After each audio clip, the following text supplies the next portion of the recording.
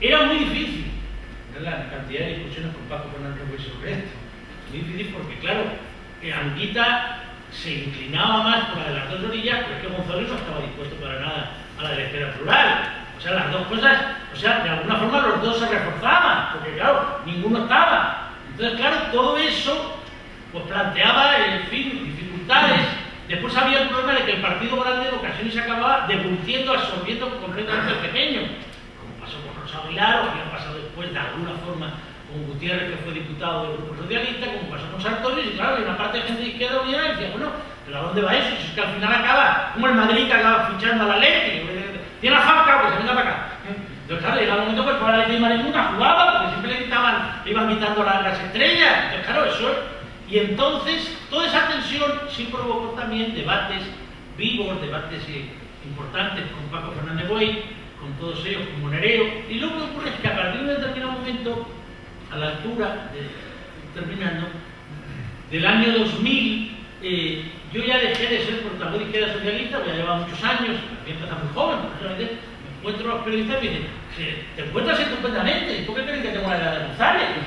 No sé, que tengo 10 años menos, ¿por qué me encuentro estupendamente? Porque quería, usted era de la época de Felipe González, bueno, hombre, sí, en alguna medida sí, pero claro, entonces claro, eso hace que, pero ya me parecía que llevaba tantos años yo, ya desde la UNAM por lo menos, y antes, ya muchos años, que ya hubiera otros en la época de Zapatero, y yo me retiré de eso, de toda la portavocía, y por otra generación, y entonces yo creo que a los de Sacristán en parte les pasó, porque ya la generación de Mazares iba por otro lado, o sea, la generación de Mazares Zapatero ya nos guiaba por otros sitios, son otras personas los que analizaban aquello, ya no era lo que habíamos estado en el periodo anterior, ni Izquierda Socialista, ni Izquierda Unida, eso va por otro lado, va por otro modelo. Y entonces ahí ya nos volvíamos a ver con Paco, pero ya en asuntos que eran más filosóficos, hasta que nos vimos la última vez hace un año, estaba también Jordi Miller, en aquello que organizó la Pablo Iglesias sobre los intelectuales en la transición, y ahí es donde me parece a mí, y termino con esta idea, que yo creo que en el trabajo sobre la República y la laicidad en el Jotoco,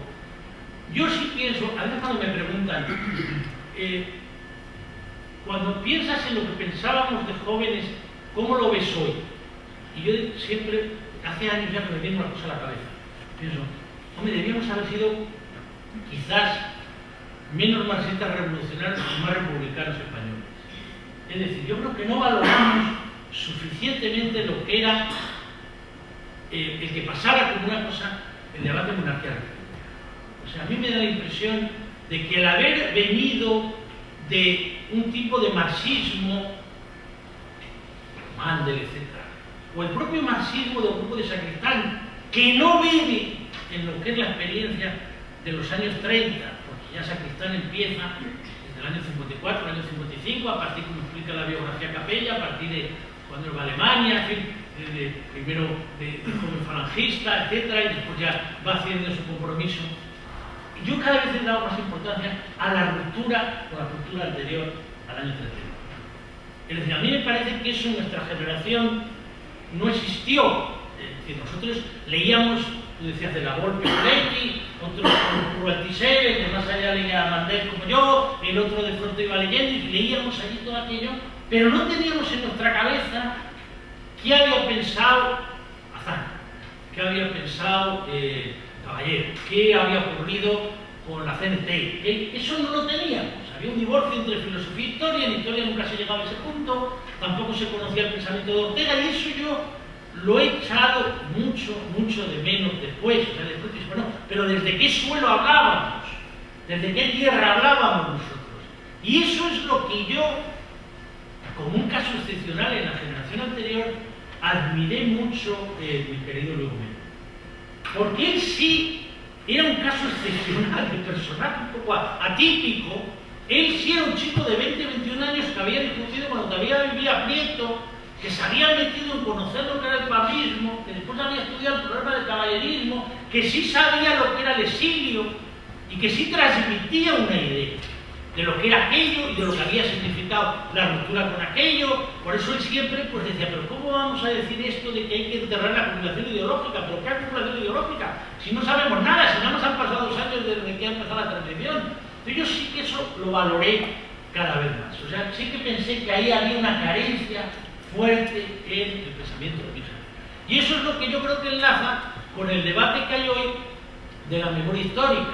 O sea, si ahora tú lo piensas, desde ese momento a este, claro, han ido apareciendo una enorme cantidad de libros, de memorias que nos hacen ver, por ejemplo, la complejidad del asunto.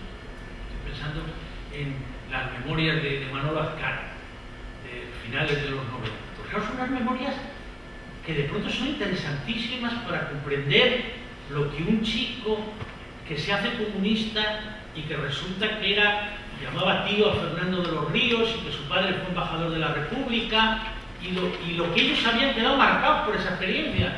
O lo ves en Claudín, cuando vuelves a releer algunas cosas, lo ves en Semprún, que ha recordado mucho, aunque ha recordado más la suya, la resistencia al nazismo. Y que hay un mundo que nosotros no habíamos conocido, no habíamos percibido, y que no pensábamos que era como imprescindible dar una continuidad a eso. Entonces a veces pienso que esa es una tarea que nosotros tenemos. Por ejemplo, cuando tú ves novelas como Inés y la alegría, de Almudena, ¿no? Era muy interesante. Tuve un debate con ella en la escuela Julián Merced, la novela. Entonces, claro, se quedó completamente sorprendida cuando le dije, no, si es que al que citas yo conocí, yo traté a Manolo Azcárate, yo le llevé a la revista de filosofía de la UNED, yo hablé con él, y dije, sí, sí, claro.